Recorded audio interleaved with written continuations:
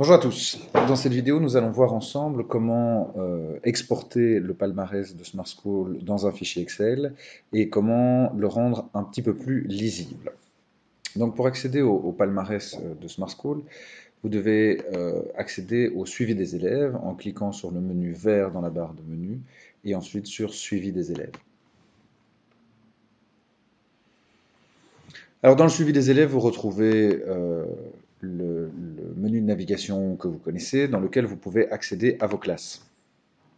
Quand vous cliquez sur une classe, si vous cliquez sur le nom de la classe, par exemple je vais prendre ma classe ici, la 2L, vous voyez que dans la barre de menu centrale vient apparaître le petit logo de score, l'espèce de coquillage, et ce menu s'intitule Conseil de classe score. Vous pouvez cliquer donc sur ce petit bouton.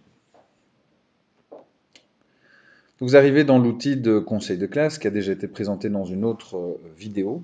Mais je vais vous montrer ici comment exporter le palmarès qui est accessible en ligne. Donc on avait dit que dans une autre vidéo que si on cliquait sur la petite loupe, on pouvait accéder au palmarès en ligne. Si on clique sur le petit logo Excel, on peut exporter le palmarès dans un fichier Excel. Ce que je vais faire ici. Après quelques secondes, on peut donc ouvrir le palmarès dans un fichier Excel.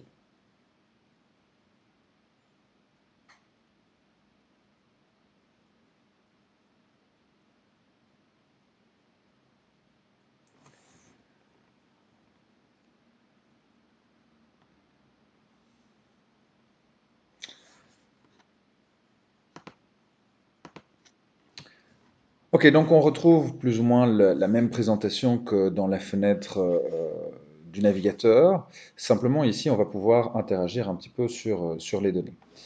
Donc, ce qu'on peut faire, c'est qu'on peut commencer par nettoyer un petit peu le fichier. Effectivement, pour chaque cours, il est indiqué TJ1, TJ2. On peut donc simplifier en supprimant les colonnes de TJ2 qui ne sont pas utiles dans la lecture du palmarès. En tout cas pour un palmarès de première période.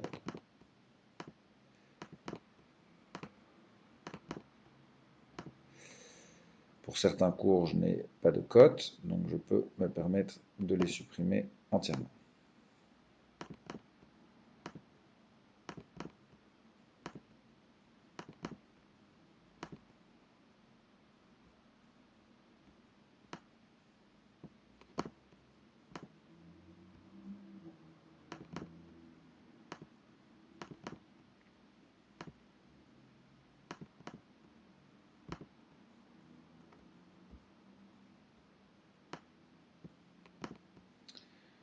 Voilà, donc une fois que j'ai supprimé les colonnes vides, je retrouve un palmarès assez similaire à ce que l'on avait avant, à la différence que mes groupes de langue, mes groupes d'éducation physique et mes groupes d'options sont séparés. Je peux donc, à l'aide d'une simple formule, associer ces cours en une seule colonne, en fait regrouper les données dans une seule colonne. Par exemple, si je veux me faire une simple colonne langue moderne, plutôt que d'avoir la distinction langue moderne anglais, langue moderne néerlandais, je vais utiliser la formule suivante. Donc, égal, c'est comme ça que je dois commencer toutes les formules dans Excel. Et puis, je vais chercher une cellule ici qui est la cellule en anglais, et je vais utiliser le symbole E qui est en dessous du chiffre 1 sur la majorité des claviers d'ordinateur, et je vais lui associer la colonne de néerlandais. Et il va aller chercher en fait la valeur qui est dans chacune des colonnes, donc je peux ensuite étendre cette formule en cliquant sur le petit carré. Et puis je peux copier ici les valeurs et les coller. Donc ce que j'ai fait ici, c'est que j'ai copié la colonne avec ma petite formule et je viens la coller dans mon tableau et je colle les valeurs. C'est important de coller les valeurs. Dans les options de collage, je fais un clic droit, option de collage, coller valeurs. Voilà. Une fois que j'ai fait ça, je peux me permettre de supprimer mes colonnes.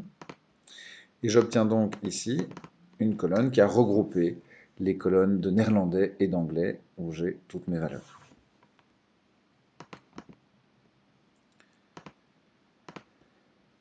Ok, donc je vais faire la même opération maintenant pour les cours de gymnastique filles et garçons. Donc je répète, égal, je sélectionne les cellules qui m'intéressent et je les lis avec le petit et. Donc égal, ici G3, et H3. Une fois que j'ai ma formule sur une ligne, je peux l'étendre, hein. Vous voyez ici en bas de la sélection de la cellule, il y a un petit carré en bas à droite. Si je mets ma souris dessus, vous voyez l'outil de sélection de la souris change. Et je peux donc étendre la formule à l'entièreté des lignes du tableau. Je copie ceci, donc clic droit, copier, et je viens le coller. Je colle les valeurs comme on l'a expliqué. Je peux supprimer mes colonnes de formules qui ne servent plus à rien, et donc j'ai maintenant un cours d'éducation physique. Et je vais faire la même chose pour mon cours d'option, donc égal, et je vais aller chercher toutes les cellules qui correspondent à des cours d'option. Et donc j'étends ma formule à l'entièreté des élèves.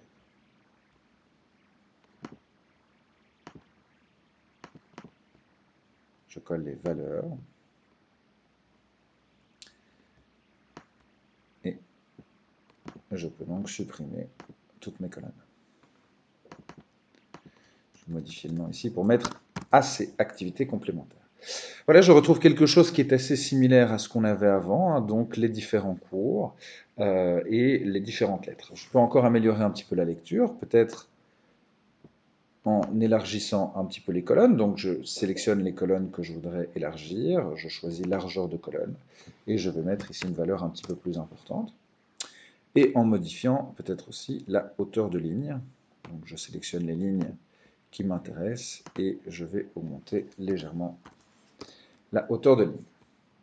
Une fois que j'ai donc un tableau qui est un petit peu plus lisible, je vais pouvoir maintenant mettre en évidence les échecs et les faiblesses. Alors comment est-ce que je fais? Je sélectionne l'entièreté de mon tableau avec ma souris, hein, donc je peux venir sélectionner toutes mes données. Et je vais utiliser l'outil rechercher et sélectionner. En fait, quand je clique ici sur rechercher et sélectionner, j'ai un outil qui s'appelle remplacer. Remplacer, trois petits points. Si je clique sur remplacer, je vais avoir la possibilité de remplacer des mots ou des lettres ou des combinaisons de lettres.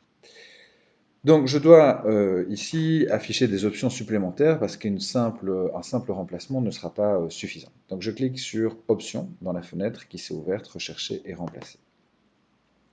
Je vais rechercher par exemple mes traits insuffisants et je vais les remplacer par des traits insuffisants mais avec une autre mise en forme. Donc rechercher TI, remplacer par TI, mais je vais ici cliquer sur format pour choisir la mise en forme. Je vais aller dans police, je veux par exemple que ça s'affiche en gras et en rouge. Donc je choisis le style gras, la couleur rouge, et puis je voudrais qu'il y ait un remplissage qui soit rouge lui aussi. Je clique sur OK. Je dois enfin cocher, et c'est important, totalité du contenu de la cellule. Sinon, un TI qui apparaîtrait par exemple dans un nom comme Martin, il y a TI dedans, et ben il serait changé lui aussi. Or, je veux que soient changées uniquement mes lettres de TI. Donc je dois cocher totalité du contenu de la cellule ici dans mes outils. Une fois que j'ai attribué la mise en page que je souhaite et la totalité du contenu de la cellule, je peux cliquer sur remplacer tout. Ici en l'occurrence, il y avait deux remplacements à faire. Je vais maintenant modifier, donc je ne veux plus remplacer TI mais I, je n'ai qu'à supprimer mes T ici et je clique sur remplacer tout. Il me remplace ici 13 échecs. Et puis je pourrais faire la même chose par exemple pour mes faiblesses. J'ai juste à mettre F et là peut-être je pourrais changer la couleur. Plutôt que d'utiliser du rouge, je vais mettre de l'orange. Donc je mets un orange en couleur de police et en couleur de remplissage, un orange aussi un peu translucide. Je vais remplacer tout. Ici j'ai 30 remplacements. Une fois que j'ai effectué ces modifications, je peux encore rajouter des bordures qui vont faciliter la lecture de mon tableau et j'obtiens un palmarès où j'ai toutes mes branches, où j'ai en évidence les échecs et les faiblesses. Voilà, en espérant que ça vous aide à préparer vos conseils de guidance.